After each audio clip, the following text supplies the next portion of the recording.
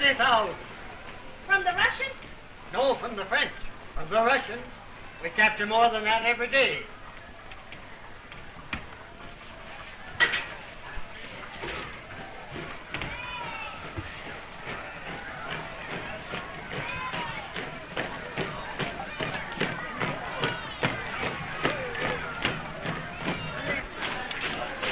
Mr. Postman. War is war, and snuff's is snuff, so business must go on. You didn't leave the mail yet this morning. Ah, I'm sorry, Mr. Meyer. Hello, Himmelstoss. Anything for us today? No, Master Peter. Oh, there must be something. Here, you young rascal. There. This is the last mail I deliver anyhow. What? Tomorrow I change uniform. You're going in the army? Yes, I was called. I'm a sergeant in the reserves, you know. I'll be called myself if it doesn't end in a few months. It will, though. I'm sure you're right, Mr. Meyer.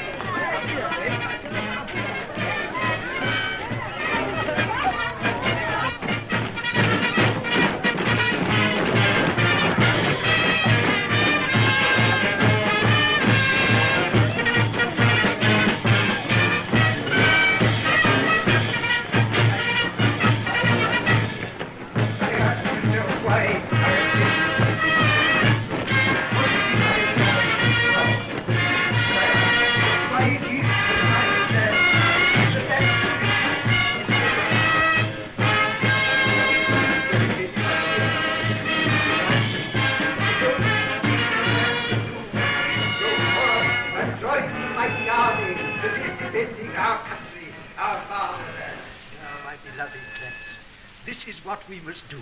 Strike with all our power. Give every ounce of strength to win victory before the end of the year. It is with reluctance that I bring this subject up again.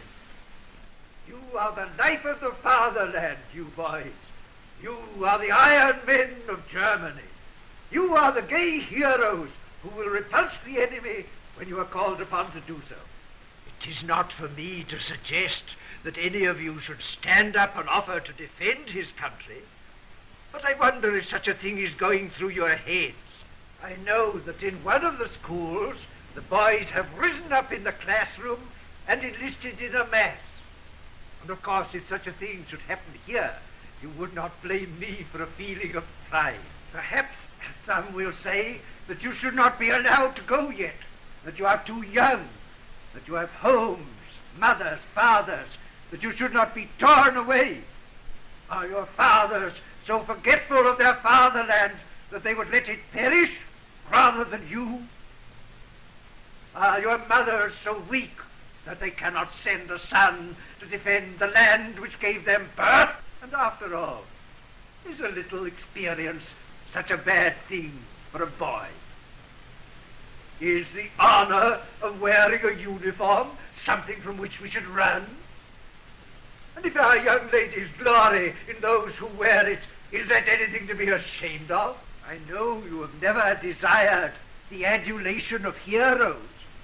That has not been part of my teaching. We have sought to make ourselves worthy, and let acclaim come when it would. But to be foremost in battle is a virtue not to be despised. I believe it will be a quick war, but there will be few losses. But if losses there must be, then let us remember the Latin phrase which must have come to the lips of many a Roman when he stood embattled in a foreign land. Dulce et decorum est pro patria more. Sweet and fitting it is to die for the fatherland. Some of you may have ambitions. I know of one young man who has great promise as a writer, and he has written the first act of a tragedy, which would be a credit to one of the masters. And he is dreaming, I suppose, of following in the footsteps of Goethe and Schiller, and I hope he will. But now our country calls. The fatherland needs leaders, Personal ambition must be thrown aside in the one great sacrifice for our country. Here is a glorious beginning for your lives. The field of honor calls you. Why are we here? You, Crop, what has kept you back? You, Mother, you know how much you're needed? Ah, I see you look at your leader. And I, too, look to you, Paul Baumer. And I wonder what you are going to do. I'll go. I want to go. Count on me. Me too. I'm ready. I'm not going to stay home.